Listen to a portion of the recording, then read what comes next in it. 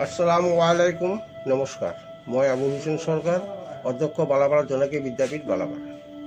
জোনাকী বিদ্যাপীঠৰ তৰফৰ পৰা সমূহ অসমবাসীৰ লগতে বৃহত্তৰ বালাপাৰা অঞ্চলৰ ৰাইজলৈ বহাগ বিহুৰ শুভেচ্ছা জ্ঞাপন কৰিছোঁ।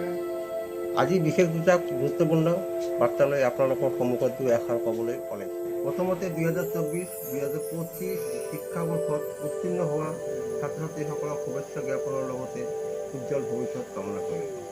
আমাৰ এই বালাপাৰা অঞ্চলৰ ৰাইজক অশেষ ধন্যবাদ জ্ঞাপন কৰিছোঁ যে আপোনালোকে জোনাকী বিদ্যাপীঠক বিশ্বাস কৰি আপোনালোকৰ ল'ৰা ছোৱালীক ভৱিষ্যত জীৱনৰ বাবে আমাৰ বিদ্যালয়খন বাছনি কৰিছে আৰু কৰি আছে।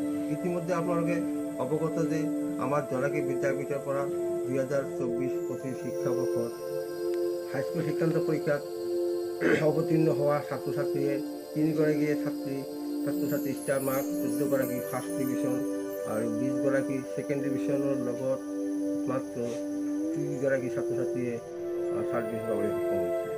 আপোনালোকে এইটোও জানে যে ইয়াৰ আগত 3 বছৰত 29গৰাকী ফাৰ্ষ্ট ডিভিজন, 3গৰাকী ষ্টাৰ আৰু 3গৰাকী ডিভিজন পাবলৈ সক্ষম হৈছিল।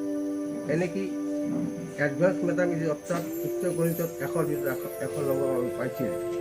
এইবাৰ দ্বিতীয় গুৰুত্বপূৰ্ণ বিষয়টো হ'ল বিদ্যালয়সমূহৰ ওপৰত। মই বৃহত্তৰ বালাপাৰা অঞ্চলৰ ৰাইজক অনুৰোধ জনাওঁ যে আপোনালোকৰ ল'ৰা ছোৱালীক কোনো এখন প্ৰাইভেট স্কুলত নামভৰ্তি কৰি দিয়াৰ আগতে সেই স্কুল ক'ড বা ক্লাছ 9 আৰু 11ৰ নামভৰ্তিকৰণৰ পাৰ্মিশ্যন আছে নে নাই সেইটো ভালকৈ চাই লওক।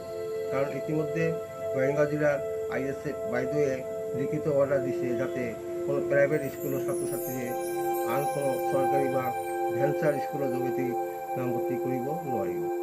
গতিকে আপোনালোকৰ ল'ৰা ছোৱালীবোৰ নামভৰ্তি দিয়াৰ আগতে কথাটো বিবেচনা কৰিবলৈ অনুৰোধ জনালোঁ। ধন্যবাদ।